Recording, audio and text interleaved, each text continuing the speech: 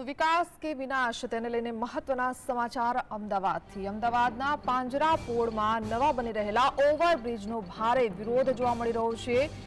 આ બ્રિજ બનાવવાની કોઈ જરૂર લાગતી નથી, પણ છતાં તંત્ર અહીંયા આ બ્રિજ બનાવી રહ્યું છે ને આ બ્રિજ બનાવવાનો પણ કોઈ વાંધો નથી, પરંતુ આ બ્રિજ બનાવવા માટે 50 વર્ષ જૂના 80 થી 90 કહો કે 100 કહો જેટલા વૃક્ષો ધરાશાયી કરવામાં આવશે। આ વૃક્ષો પર કેટલાકના માળા હોય છે, એ પશુ પક્ષીના માળા પણ વિખેરાઈ જશે। ઓવરબ્રિજ માટે વૃક્ષોની બલી લેવાનો અધિકાર કોને આપ્યો? આ સવાલ તંત્રને લોકો કરી રહ્યા છે।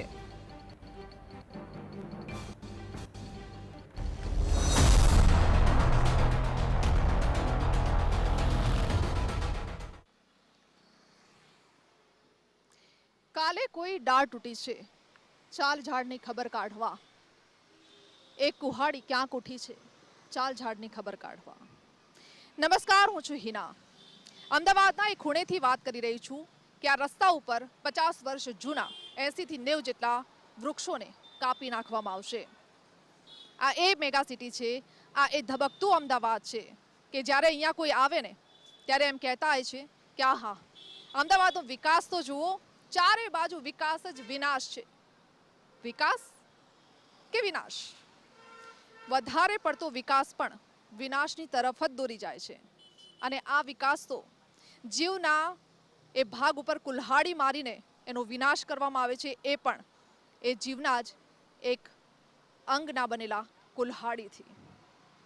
અમદાવાદમાં જ્યારે બ્રિજની વાત થાય છે, આ બ્રિજ બનાવવા માટે વર્ષો જૂના વૃક્ષોને કાપીને આ વિકાસ કરવામાં આવશે, પરંતુ તમને કદાચ એ ભૂલી ગયા હશો કે પ્રકૃતિના વિનાશથી આપણે જ્યારે 45 ડિગ્રીમાં શેકાતા હોઈએ છીએ ને ત્યારે કદાચ ખ્યાલ આવે છે કે પ્રકૃતિ આ જીવન માટે કેટલી જરૂરી છે। આજે એના જ ઉપર અમારો સ્પેશિયલ રિપોર્ટ જોઈએ કે અમદાવાદમાં કઈ રીતે પ્રકૃતિના વિનાશથી વિકાસની તરફ દોટ મૂકી રહ્યા છે।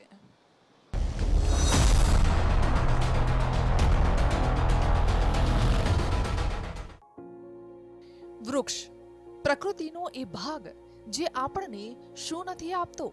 તડકામાં છાંયડો, ફળ, ફૂલ, પશુ પક્ષીને રહેવા માટેનું ઘર।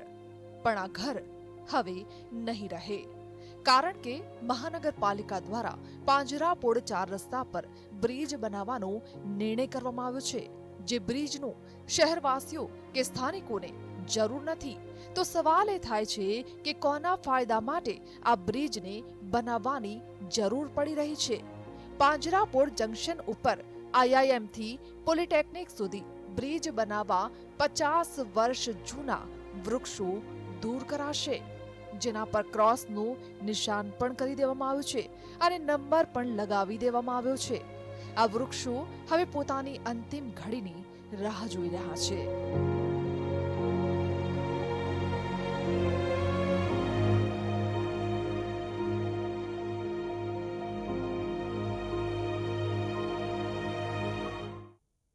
ત્રણ વૃક્ષ તો રાતોરાત કાપી દેવાયા। શું વિરોધને ખાળવા ચોરી છોપીથી વૃક્ષોને અંધારામાં કાપી દેવાયા? 80 થી 90 વૃક્ષોને કાપી નાખવાનું આયોજન? જીવનભર તડકો ઝીલી બીજાને છાંયડો આપનાર આ ઘટાદાર વૃક્ષો કાપી નખાશે। રસ્તાની બંને સાઈડને અડીને આવેલા વૃક્ષો જે કોઈને નડતા નથી, ત્યારે આજે કેમ તેમને મૃતપાય કરવામાં આવી રહ્યા છે? અમદાવાદ હાલ 45 ડિગ્રીમાં શેકાઈ રહ્યું છે। બ્રિજ માટે મોટા પાયે વૃક્ષો કાપવાથી તાપમાન 4 થી 5 ડિગ્રી ઊંચું જશે। શહેરીજનોને વધુ ગરમીની આગમાં શેકાવાનો વારો આવશે। તો જવાબદાર કોણ? કેગનો વર્ષ 2012નો અહેવાલ દર્શાવે છે કે વિકાસના નામે જે રીતે વૃક્ષો કાપવામાં આવે છે તે અંગે ચોક્કસ પોલિસી બનાવવી જોઈએ, પણ અહીં એવી કોઈ પોલિસી બનાવાઈ નથી અથવા તેનું કોઈ પાલન થઈ રહ્યું નથી। મેગા સિટી અમદાવાદ માટે કોઈ એમ કેમ નથી વિચારતું કે અમદાવાદને મેગા સિટી અમદાવાદની ઓળખ બદલીને ગ્રીન સિટી અમદાવાદની ઓળખ આપીએ? કેમ આડેધડ વિકાસ કરવામાં આવે છે? કેમ વૃક્ષોનું નિકંદન કરવામાં આવે છે? સવાલ એ થાય છે કે આ વિકાસ શહેર માટે છે કે પછી મળતિયા બિલ્ડરો માટે? કારણ કે અત્યારે જે આપણે બોર્ડ જોઈ રહ્યા છે, આ બોર્ડ રંજીત કન્સ્ટ્રક્શનના બોર્ડ લગાવેલા છે। અહીંયાથી આ બ્રિજ બનવાનો છે ને રંજીત કન્સ્ટ્રક્શનને આ પ્રોજેક્ટ એટલે કે આ કોન્ટ્રાક્ટ આપવામાં આવ્યો છે। આ એ કંપની છે કે આના પહેલા પણ સરકાર તરફથી અનેક કોન્ટ્રાક્ટ રંજીત કન્સ્ટ્રક્શન કંપનીને મળી ચૂક્યા છે. બ્રિજ બની પણ ગયા છે, એ બ્રિજ તૂટી પણ ગયા છે. અમદાવાદના શેલા વિસ્તારમાં રિંગ રોડ પર 2022માં બ્રિજનો એક ભાગ ધરાશાયી થઈ ગયો હતો. આ ઉપરાંત રાજકોટમાં પણ બ્રિજનો એક ભાગ ધરાશાયી થઈ ગયો હતો. અમદાવાદ અને ગાંધીનગર રોડ ઉપર વૈષ્ણોદેવી પર અનેક બ્રિજ બનાયા, અનેક બ્રિજ ધરાશાયી થઈ ગયા.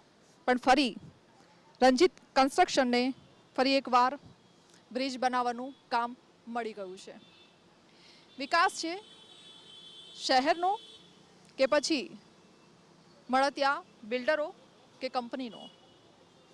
કારણ કે શહેરના વાસીઓ સાથે આપણે વાત કરી, એ લોકો તો કહી રહ્યા છે કે અમારે બ્રિજની કોઈ જરૂર નથી. ટ્રાફિક સમસ્યાને અન્ય રીતે પણ તમે ડાયવર્ટ કરી શકો છો, એની કોઈ અન્ય વિચાર પણ કરી શકો છો કે ટ્રાફિકનું સોલ્યુશન આપણે કેવી રીતે લાવીશું, ન કે ઘરની બાજુમાં જે વૃક્ષો છે એને ધરાશાયી કરીને તમે આ આખો બ્રિજ બનાવશો. આ એટલા પટ્ટા ઉપર બ્રિજ બનાવવાનો છે કે જે 500 થી 700 મીટરનો રસ્તો હશે અને એની આગળ જ તમે IIM રસ્તો આવી જાય છે, એટલે કે IIM વાળો બ્રિજ આવી જાય છે. તો વિચાર કરો કે આટલી જગ્યામાં તમારે બ્રિજ બનાવવાની જરૂર શું કામ પડી છે? કારણ કે રંજીત કન્સ્ટ્રક્શનને આ કોન્ટ્રાક્ટ આપવાનો હતો. પાંજરાપોળ 4 રસ્તા પર બનનાર બ્રિજનો કોન્ટ્રાક્ટ રણજીત કન્સ્ટ્રક્શનને મળ્યો છે. આ કંપની અગાઉથી જ વિવાદમાં રહી છે. આ બ્રિજ માટે 109.55 કરોડનો ખર્ચ થશે. બ્રિજ બનતા 2 વર્ષનો સમય લાગશે. બ્રિજની પહોળાઈ 17 મીટર, બ્રિજની લંબાઈ 652 મીટર.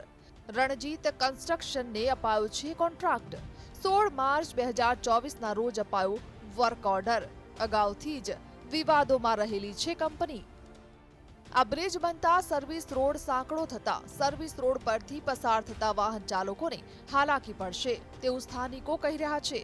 સાંભળો આ ઘરમાં રહેતા માજી શું કહી રહ્યા છે, જેમના ઘરની દિવાલને અડીને આવેલું ઝાડ હવે રહ્યું નથી અને કદાચ થોડા સમયમાં તેમના ઘરની દિવાલ પણ નહીં રહે.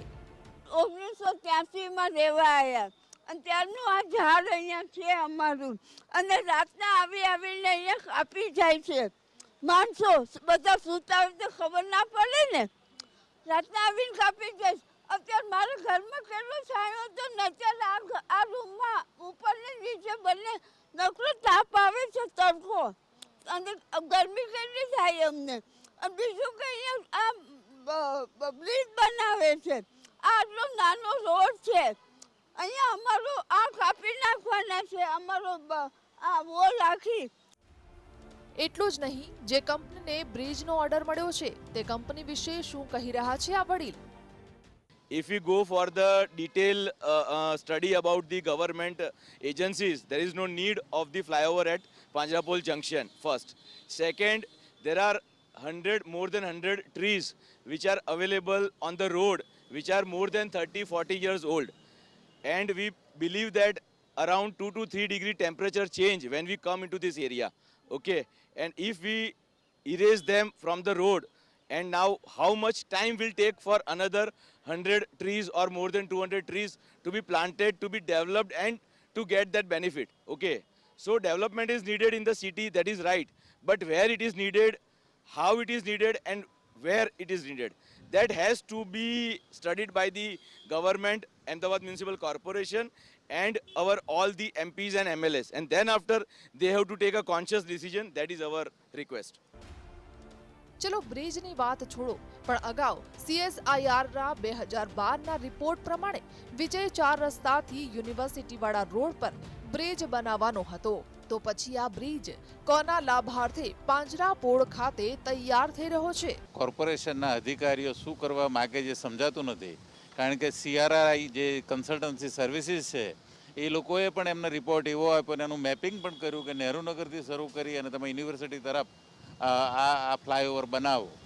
નોર્મ્સ પણ કાયદાકીય રીતે નોર્મ્સ પણ એવું કહે છે કે રિંગ રોડ અને હાઈવેઝ ઉપર ફ્લાયઓવર્સ હોવા જોઈએ. ફ્લાયઓવર શા માટે માઇનોર અને નાના રોડ ઉપર બનાવવામાં આવે છે, એનું પાછળનું શું કારણ છે એ અમારી કોઈ સમજમાં આવતું નથી. વળી એ રોડ ઉપર ઓછામાં ઓછા 100 જેટલા વૃક્ષોનું નિકંદન કરવામાં આવે જે 50 વર્ષ જૂના છે.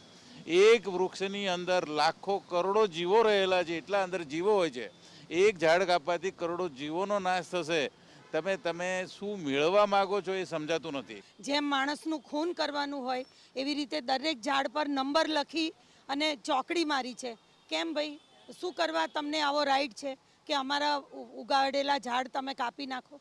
અને અમે ક્યારે પણ કોર્પોરેશનને એવી જાહેરાત કરી નથી કે અમે અહીંયા ટ્રાફિકથી ત્રસ્ત છીએ, તો શેના માટે આ બ્રિજ બનાવવાનો? અને મેં આજે ન્યૂઝપેપરમાં વાંચ્યું કે 109 કરોડના ખર્ચે આ બ્રિજ બની રહ્યો છે, તો એ 109 કરોડ અમારા છે, અમે ટેક્સ ચૂકવ્યો છે. એવી રીતે અમારા પૈસાને ગમે ત્યાં વેડફવાનો કોઈને રાઈટ નથી. મન ફાવે એવી કંપનીઓને ગમે તેવો કોન્ટ્રાક્ટ આપી અને અમારા પૈસાઓને બાતલ કરવાના હોય તો એવું બની શકશે જ નહીં. એટલે ઝાડ પણ કાપવાનું નથી અને અમારે અહીંયા આ ફ્લાયઓવર જોઈતો જ નથી.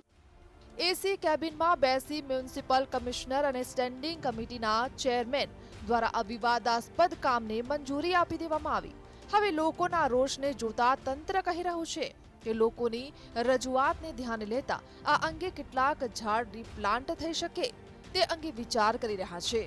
જો કે બીજી તરફ ગાર્ડન ખાતાના ડિરેક્ટર કહે છે કે ઝાડ બહુ મોટા છે અને મોટા ભાગના ઝાડ રીપ્લાન્ટ કરી શકાય તેમ જ નથી. જે આજુબાજુના જે પ્રશ્ન છે પર્યાવરણની સાચવણી પણ જોડે જોડે કરવામાં આવે એ માટે જે ઝાડનો જે ઇસ્યુ અત્યારે હાલમાં ચાલી રહ્યો છે એનો રીસર્વે કરવામાં આવશે અને જો એનું પુનઃસ્થાપન થઈ શકે તો એ ઝાડને બીજી કોઈ જગ્યાએથી રીપ્લાન્ટ કરવામાં આવશે. એ માટે કોઈ નજીકના પ્લોટની અંદર આ જે ઝાડો છે જે બચી શકે એમ છે ઝાડો તેનો રીપ્લાન્ટ માટેનું પણ આયોજન હાથમાં વિચારણામાં લઈ રહ્યા છે. તંત્ર આમાં શું નિર્ણય લે છે તે સમય પર છે, પરંતુ સ્થાનિકોનું કહેવું છે કે જો વૃક્ષો કાપવા માટે તંત્ર આવશે તો ચીપકો આંદોલન કરવામાં આવશે. ઝલક અધ્યારું, GSTV, અમદાવાદ.